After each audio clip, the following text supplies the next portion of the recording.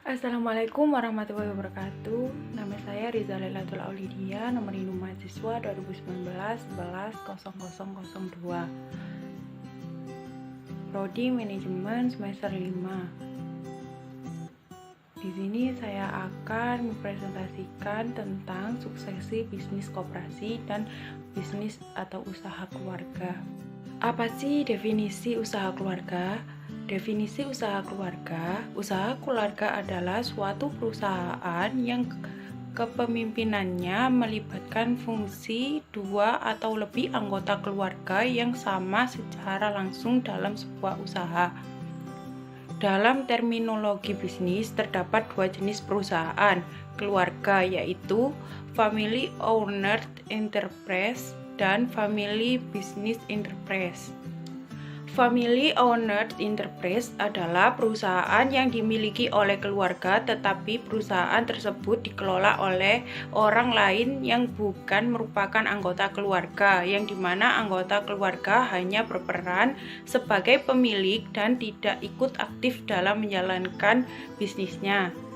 Sedangkan Family Business Enterprise adalah perusahaan yang dimiliki dan dikelola oleh keluarga pendirinya sendiri.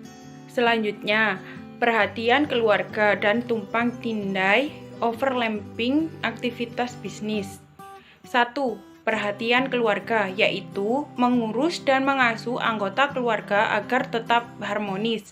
Jabatan dan promosi dalam perusahaan berorientasi pada garis keturunan keluarga yang diutamakan dan diprioritaskan, dan loyalitas pada keluarga tetap menjadi tujuan yang sama.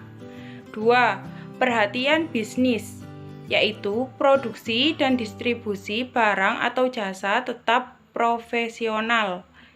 3. Kebutuhan untuk manajemen profesional, yaitu operasi perusahaan yang efektif dan efisien tetap menjadi tujuan selanjutnya. Selanjutnya, keuntungan usaha keluarga. 1.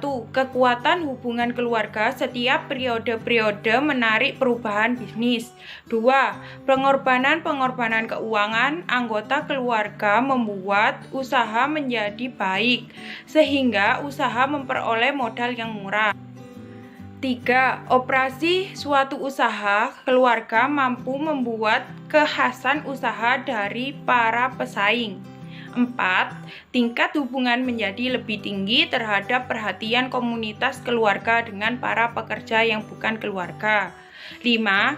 Sanggup merencanakan dan menyiapkan untuk menghasilkan laba jangka panjang. 6. Selalu berfokus pada kualitas dan nilai. Selanjutnya, metode susunan budaya perusahaan keluarga. Susunan budaya usaha keluarga dibagi menjadi 3 bagian, yaitu 1. Jenis pola bisnis yang terdiri dari A. Paternalistik, yaitu hubungan antara bapak anak. B. Laissez-faire, yaitu kebebasan atau dibiarkan. C. Partisipasi, yaitu mendorong partisipasi seluruh anggota. D. Profesional, yaitu antar keluarga dikelola secara profesional. 2. Jenis pola pengelolaan yang terdiri dari A. Dewan stempel, yaitu formalitas atau stempel belaka. B. Dewan penasehat, yaitu pendiri usaha atau sebagai penasehat. C. Dewan pengawas, yaitu pendiri usaha atau sebagai pengawas perusahaan. D. Dewan kertas, yaitu formalitas atau hanya di atas kertas. 3. Jenis pola keluarga yang terdiri dari A. Perayahan, yaitu pihak ayah penentu pengambilan keputusan tertinggi.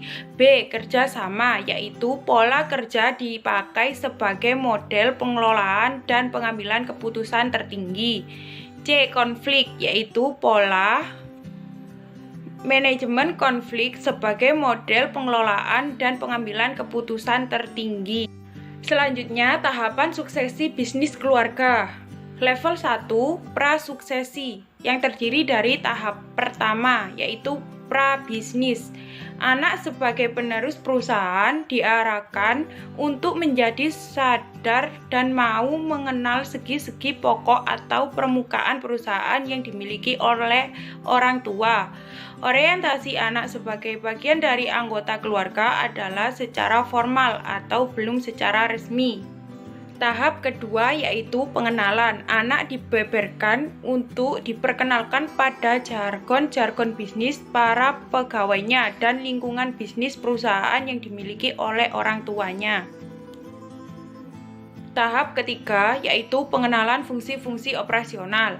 Anak mulai diperkenalkan terhadap fungsi-fungsi operasional pokok perusahaan atau proses produksi, penelitian, pengembangan, keuangan, akuntansi, pemasaran, pengawasan, dan fungsi-fungsi esensial lainnya. Anak diajak bekerja paruh waktu, pekerjaan yang lebih sulit diperkenalkan orang tua kepada anak, atau termasuk pendidikan dan bekerja untuk perusahaan lain, terutama produk dan jasa sejenis sebagai kompetitor terdekat. Level 2, masuk penggantian, yang terdiri dari tahap keempat yaitu menjalankan fungsional. Anak yang akan ditunjuk sebagai penerus perusahaan sudah mulai diminta untuk sebagai pengganti potensial mulai bekerja sebagai pegawai paruh waktu. Juga menjalankan seluruh fungsi yang ditempatkan pada posisi bukan manajemen menengah atau manajemen puncak, melainkan diberikan pekerjaan pada posisi staf. Tahap kelima yaitu menjelaskan fungsi lanjutan. Anak diminta untuk sebagai pengganti potensial, didudukkan sebagai posisi pimpinan termasuk posisi-posisi utama manajemen atau presiden direktur perusahaan. Level 3, transfer kepemimpinan sungguhan, yang terdiri dari tahap ke-6 yaitu sukses awal. Anak sebagai penerus perusahaan atau sebagai suksesor mengambil tumpuk kepemimpinan secara legal, berkedudukan sebagai pemimpin perusahaan yang sah secara hukum.